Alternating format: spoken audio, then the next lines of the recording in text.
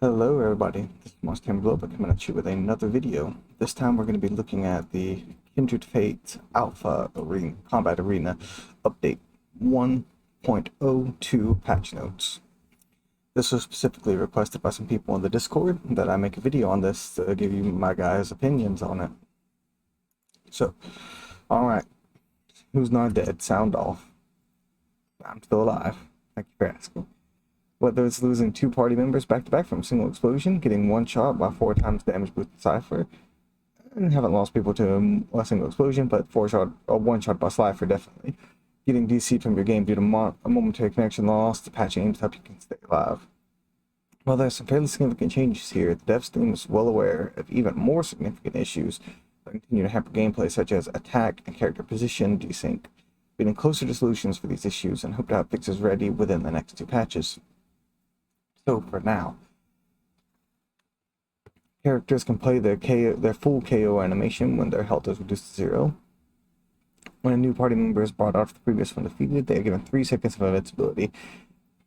This invincibility will not end early due to any action taken by either player. That's a little bit interesting. Does that mean you can attack while invincible? You might get a free attack off on somebody when you come out of that? Well, we'll have to see how that plays out.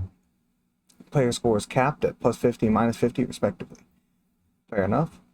Players now given 15 seconds to reconnect to the server instead of 5. This should result in fewer instances where you disconnect from matches due to momentarily high ping. That's good. It's always nice to see. And you prevented dodging while aiming attacks that have multiple charges. We will likely revisit this change in future patches. Yes. I could see that. I could see that being an issue. To a pretty big nerf to certain people like Ember, for example. Reduced stat scaling per stage across all characters. So, this is what it used to do. It used to go from 1.5 to 2 to 2.5 to 3 to 3.5 to 4. So when you maxed it out, you had ×4 stat. Now, it goes from 1 to 1.25 to 1.5 to 75 to 2 to 2.25 to 2.5. So 4 stages, well, 4 is now 6 stages now. I think I can more or less agree with that.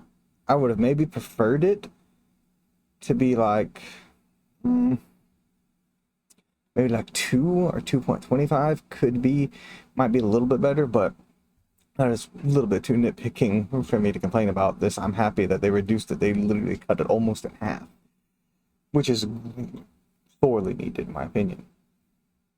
Now I can actually start making some builds that do buffs without feeling like I'm cheating. This is overall, I'm going to spend a lot of time talking about this because this is one of my biggest concerns with the game. This overall will make it now, the way it worked before, is if you had 4 attack stages boosted up, you would one-shot someone who had no defensive buff. Which will now require you to have 6 attack stages boosted up before you can one-shot someone with no defensive buff. And with the defensive buffs, if you like pop one use of Mekid, Shovel Butt, Gentle Gaze, anything like that that does special defense by 2 or physical defense by 2, depending on what opponent you're fighting, you'll be able to survive them even if they come at you with 6, I'm pretty sure. Which is amazing because that you will pretty much not get one-shot by this anymore. And your defense will also be able to get around a super high defense Mekid now, which was another problem that people were experiencing, in my opinion, a little bit less frequently than the Slifer. UI changes. Names and titles of both players are now displayed besides the round 1 indicators. That is very nice. Updated descriptions of several items to more accurately match their effects. Also very nice. Updated the beginning and end of round text info, text and fonts. Good quality of life. This UI changes is amazing quality of life, except those items.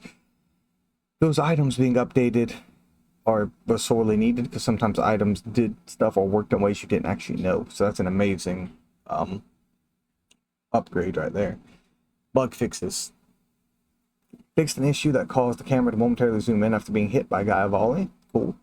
Fixed several crash expectations. That's good. I've been crashing less and less since the last patch, and now I hope to be crashing even less than that. And then we reduced the packet size of data being sent to and from the server. This should result in lower ping and smoother matches overall due to a reduction in number of drop packets. I have no idea what drop packets do, but I know the lower ping times and smoother matches overall will at least help a little bit with some of these, like teleporting around, teleporting around, desync issues, and so on and so forth. Wow, this is wonderful.